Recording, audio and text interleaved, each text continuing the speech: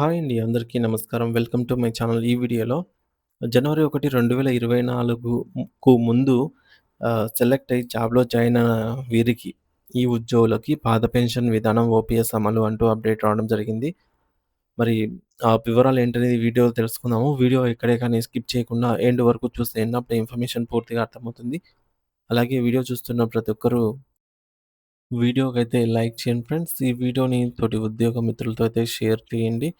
కొత్తగా చూస్తున్న వారైతే మన ఛానల్‌ని సబ్స్క్రైబ్ చేసుకోండి. సబ్స్క్రైబ్ చేసుకోవడం వల్ల నేను చేసే ప్రతి ఒక్క వీడియో మీ వరకు రీచ్ అవుతుంది. ఇక ఆలస్యం చేయకుండా వివరాల్లోకైతే వెళ్ళిపోదాము.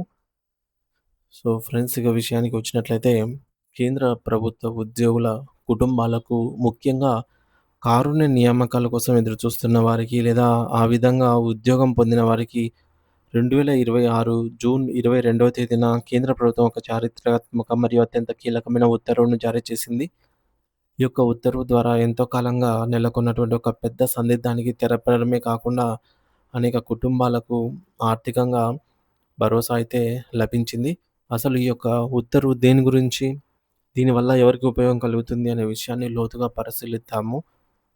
మన దేశంలో పెన్షన్ విధానంలో వచ్చినటువంటి అతి పెద్ద మార్పు ఏమిటంటే ఎన్‌పీఎస్, న్యూ పెన్షన్ స్కీమ్. ఈ ఎన్‌పీఎస్ అమల్లోకి రావటం వల్ల నేషనల్ పెన్షన్ స్కీమ్ ఫ్రెండ్స్, ఇది న్యూ కాదు. ఈ యొక్క 2004 జనవరి 1 నుండి అమల్లోకి వచ్చిందనమాట. దీనికి సంబంధించి అధికారిక ఉత్తర్వులు అంతకు ముందే అంటే 2003 డిసెంబర్ 22వ తేదీన జారీ చేయబడ్డాయి. ఆ తర్వాత 2009 డిసెంబర్ 1 తేదీ నుంచి ఎవరైనా స్వచ్ఛందంగా ఈ స్కీమ్‌లో చేరాలనుకుంటే దానికి కూడా అవకాశం అయితే కల్పించారు. అయితే ఇక్కడ ఒక ప్రధానమైన సమస్య తలెత్తింది. చాలామంది అభ్యర్థులు 2003 డిసెంబర్ 22వ తేదీ కంటే ముందే ఉద్యోగాలకు ఎంపికయ్యారు. కానీ వారికి నియామక పత్రాలు అందటంలో లే ఆహ్, లేదా శిక్షణ పూర్తి కావడంలోనో ఆలస్యం జరిగింది. వారు 2004 జనవరి 1 తర్వాత విధుల్లో చేరారు. వీరు తమకు పాత పెన్షన్ స్కీమ్ ఓపీఎస్ వర్తింపజేయాలని దశాబ్దాలుగా పోరాటం చేస్తూనే ఉన్నారు. ఈ యొక్క పోరాటాల ఫలితంగా కేంద్ర ప్రభుత్వం ఒక కీలక నిర్ణయం అయితే తీసుకుంది.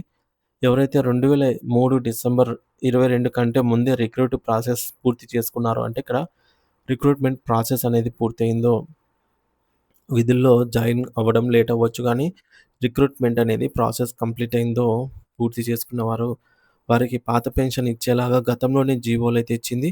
అయితే ఈ యొక్క విషయంలో కారుణ్య నియామకాలు పొందినటువంటి వారి పరిస్థితి ఏమిటనేది ప్రశ్నార్థకంగా మారింది.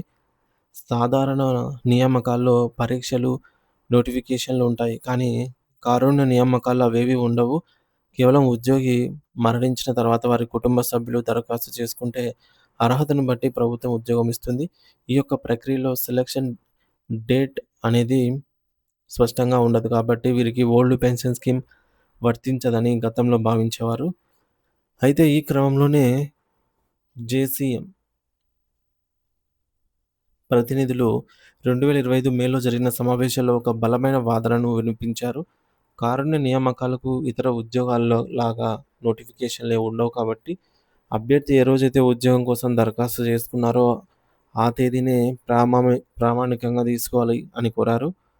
అంటే ఒక అభ్యర్థి 2003 డిసెంబర్ 22 కంటే ముందే కారుణ్య నియామకం కోసం దరఖాస్తు చేసుకొని ఉంటే వారి వారికి నియామక ఉత్తర్వు ఎప్పుడు వచ్చినా సంబంధం లేకుండా పాత పెన్షన్ ఓపీఎస్ ఇవ్వాలని డిమాండ్ చేశారు. ఈ యొక్క తార్కిక వాదనను కేంద్ర ప్రభుత్వం అంగీకరిస్తూ 2026 జూన్ 22వ తేదీన తుది ఉత్తర్వులైతే ఇచ్చింది. ఈ ఉత్తర్వుల ప్రకారం ఎవరైనా అభ్యర్థి కారుణ్య నియామకాలకు పూర్తి అర్హత కలిగి ఉండి, వారి దరఖాస్తు 2003 డిసెంబర్ 22వ తేదీలోపు సమర్పించి ఉంటే, వారిప్పుడు పాత పెన్షన్ స్కీమ్ ఓపీఎస్ పరిధిలోకైతే వస్తారు. ఇందులో గమనించాల్సిన విషయం ఏమిటంటే, సదరు అభ్యర్థి అప్పట్లో నిధుల ప్రకారంగా అర్హత కలిగి ఉండాలి. సో, ఉదాహరణకు ఒక ఉద్యోగి మరణించినప్పుడు ఆయన భార్యకు పెన్షన్ హక్కు ఉంటుంది. ఆమె తన బిడ్డకు ఉద్యోగం ఇప్పించాలనుకుంటే, ఆ బిడ్డకు అర్హత ఉండాలి. ఒకవేళ అప్పట్లో దరఖాస్తు తిరస్కరణకు గురై కోర్టుకు వెళ్లి, ఆ తర్వాత ఉద్యోగం పొందిన వారి విషయంలో ఈ ఉత్తర్వులు అటువంటి వారి విషయంలో అయితే ఈ ఉత్తర్వులలో స్పష్టత లేకపోయినప్పటికీ, అర్హత ఉండి ఉద్యోగం పొందిన వారు అనే పదం ఉండటం వల్ల చాలామందికి ఇది వరంలాగా అయితే మారింది. ఇక బీఎస్ఎన్ఎల్ వంటి సంస్థల విషయానికొస్తే అక్కడ 2000 సంవత్సరం నుండి కారుణ్య నియామకాలపై ఒక ఒక రకమైనటువంటి నిషేధం అయితే అమల్లో ఉంది. కాబట్టి ఈ యొక్క కొత్త ఉత్తర్వులు బీఎస్ఎన్ఎల్ ఉద్యోగులకు ఏ మేరకు వర్తిస్తాయనేది యూనియన్‌లు తదుపరి చర్చల ద్వారా తేలాల్సి ఉంటుంది. ఏదేమైనా 2003 డిసెంబర్ కంటే ముందే అప్లికేషన్ పెట్టుకొని 2004 తర్వాత విధుల్లో చేరిన వేలాది మందికి కారుణ్య నియామక అభ్యర్థులకు పాత పెన్షన్ పొందే అవకాశం రావటం అనేది అత్యంత శుభ పరిణామము. ఇది వారి భవిష్యత్తుకు మరియు వారి కుటుంబాలకు గొప్ప ఆర్థిక భద్రతనైతే కల్పిస్తుందని చెప్పవచ్చు. సో, 2026 జూన్ 22వ తేదీన కారుణ్య నియామకాలపై కేంద్ర ప్రభుత్వం కీలక ఉత్తర్వయితే ఇచ్చింది. 22 డిసెంబర్ 2003 కంటే ముందే ఈ యొక్క దరఖాస్తు చేసుకున్న కారుణ్య నియామక అభ్యర్థులకు పాత పెన్షన్ విధానం ఓపీఎస్ వర్తించనుంది. నియామక తేదీతో సంబంధం లేకుండా దరఖాస్తు చేసిన తేదీని ప్రామాణికంగా అయితే తీసుకోనున్నారు. నేషనల్ కౌన్సిల్ జేసీఎం చేసినటువంటి సిఫార్సులను ప్రభుత్వం ఆమోదించింది. అభ్యర్థి దరఖాస్తు చేసే సమయానికి నిబంధనల ప్రకారంగా పూర్తి అర్హత కలిగి ఉండాలి. ఎన్‌పీఎస్ అమల్లోకి వచ్చిన జనవరి 1, 2004 తర్వాత చేరినప్పటికీ పైన చెప్పిన నిబంధన ప్రకారం ఓపీఎస్ పొందే అవకాశం అనేది ఉంటుంది. కేంద్ర ప్రభుత్వం కారుణ్య నియామకాల విషయంలో మానవీయ కోణంలో ఒక గొప్ప నిర్ణయం తీసుకుంది. 2003 డిసెంబర్ 22వ తేదీలోపు కారుణ్య నియామకం కోసం దరఖాస్తు చేసుకున్న అభ్యర్థులు ఆ తర్వాత ఏ కాలంలో ఉద్యోగంలో చేరినప్పటికీ వారిని పాత పెన్షన్ స్కీమ్ ఓపీఎస్ కిందకు తీసుకొస్తూ ఉత్తర్వులైతే జారీ చేసింది. దీనివల్ల వేలాది కుటుంబాలకు పదవీ విరమణ తర్వాత లభించే పెన్షన్ ప్రయోజనాలనేవి మెరుగుపడతాయనే చెప్పవచ్చు.